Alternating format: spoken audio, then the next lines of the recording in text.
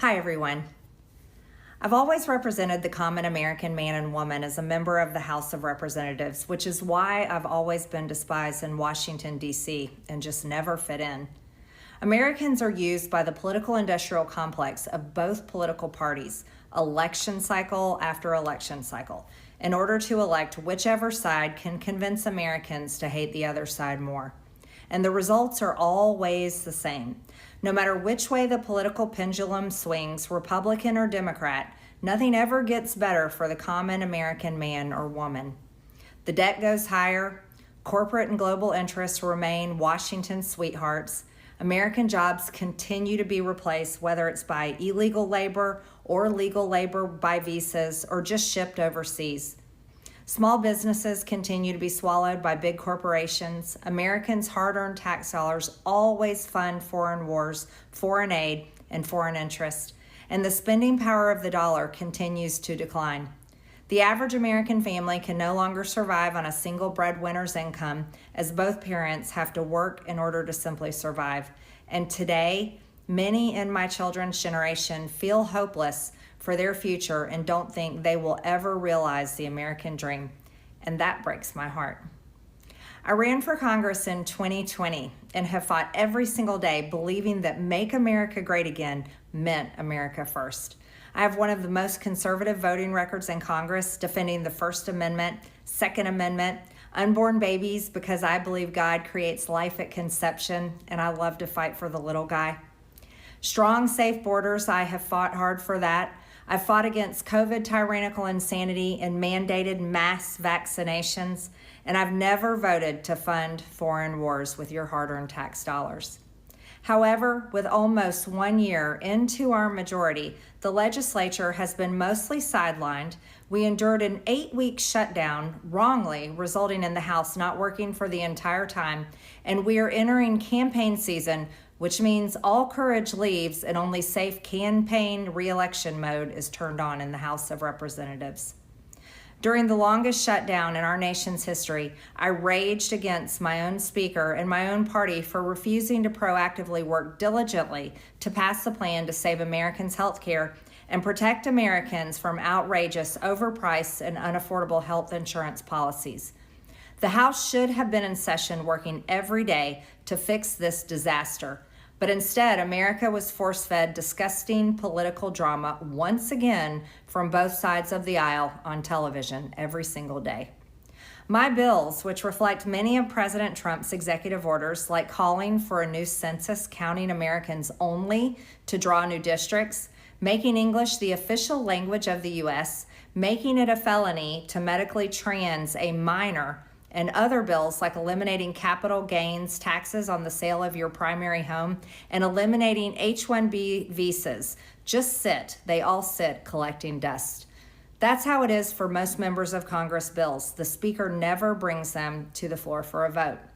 Many common Americans are no longer easily convinced by paid political propaganda spokespersons and consultants on TV and paid shills on social media obediently serving with cult-like conviction to force others to swallow the political party talking points. Because they know how much credit card debt they have, they know how much their bills have gone up over the past 5 years, they actually do their own grocery shopping and know food costs too much, their rent has increasingly gone up and up. They have been outbid by corporate asset managers too many times when they put in an offer to buy a house. They have been laid off after being forced to train their visa holding replacement.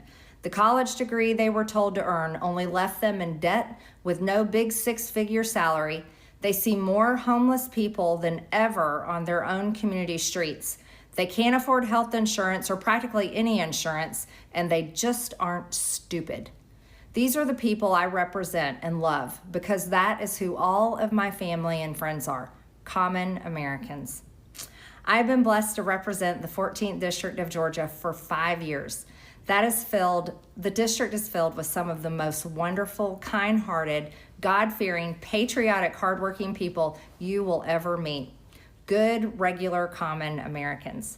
I've worked hard to bring taxpayer dollars back home to help district needs. I impeached Biden's Secretary of Homeland after watching my constituents die as he facilitated dangerous open border invasion into America. And I led the effort to defund hard-left politically biased NPR and PBS and the corrupt USAID, and I did that as chair of the DOJ subcommittee. I have fought harder than almost any other elected Republican to elect Donald Trump and Republicans to power. I traveled the country for years. I spent millions of my own money. I missed precious time with my family that I can never get back.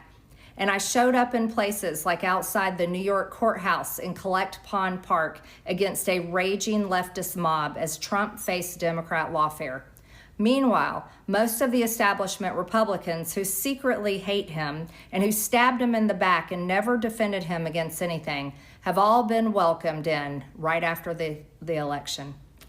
And I will never forget the day I had to leave my mother's side as my father had brain surgery to remove cancerous tumors in order to fly to Washington, D.C. to defend President Trump and vote no against the Democrats' second impeachment in 2021. My poor father and my poor mother, it was way too much for all of us. Through it all, I never changed or went back on my campaign promises and only disagreed in a few areas, like my stance against H-1Bs replacing American jobs, AI state moratoriums, debt for life 50-year mortgage scams, standing strongly against all involvement in foreign wars, and demanding the release of the Epstein files. Other than that, my voting record has been solidly with my party and the president. Loyalty should be a two-way street, and we should be able to vote our conscience and represent our district's interests because our job title is literally representative. America first should mean America first and only Americans first, with no other foreign country ever being attached to America first in our halls of government. Standing up for American women who were raped at 14 years old, trafficked and used by rich, powerful men should not result in me being called a traitor and threatened by the President of the United States, whom I fought for. However, while yes, hurtful, my heart remains filled with joy, my life is filled with happiness, and my true convictions remain unchanged because my self-worth is not defined by a man, but instead by God who created everything in existence. You see, I have never valued power, titles, or attention in spite of all the wrong assumptions about me. I do not cling to those things because they are meaningless and empty traps that hold too many people in Washington. I believe in term limits and do not think Congress should be a lifelong career or an assisted living facility. My only goal and desire has ever been to hold the Republican Party accountable for the promises it makes to the American people and put America first. And I have fought against Democrats' damaging policies like the Green New Deal, wide open, deadly, unsafe border policies, and the trans agenda on children and against women. With that has brought years of non-stop, never-ending personal attacks, death threats, lawfare, ridiculous slander and lies about me that most people could never withstand even for a single day. It has been unfair and wrong, not only to me, but especially to my family, but it's been wrong to my district as well. I have too much self-respect and dignity. I love my family way too much, and I do not want my sweet district to have to endure a hurtful and hateful primary against me by the president that we all fought for, only to fight and win my election while Republicans will likely lose the midterms, and in turn be expected to defend the president against impeachment after he hatefully dumped tens of millions of dollars against me and tried to destroy me. It's all so absurd and completely unserious. I refuse to be a battered wife, hoping it all goes away and gets better. If I am cast aside by the president and the MAGA political machine and replaced by neocons, big pharma, big tech, military-industrial war complex, foreign leaders, and the elite donor class that can never ever relate to real Americans, then many common Americans have been cast aside and replaced as well. There is no plan to save the world or a 4D chess game being played. When common American people realize and understand that the political industrial complex of both parties is ripping this country apart, that not one elected leader like me is able to stop Washington's machine from gradually destroying our country. And instead, the reality is that they, common Americans, the people, possess the real power over Washington, then I'll be here by their side to rebuild it. Until then, I'm going back to the people that I love, to live my life to the fullest as I always have, and I look forward to a new path ahead. I'll be resigning from office with my last day being January 5th, 2026, and I look forward to seeing many of you again sometime in the future. May God bless you all, and may God bless America.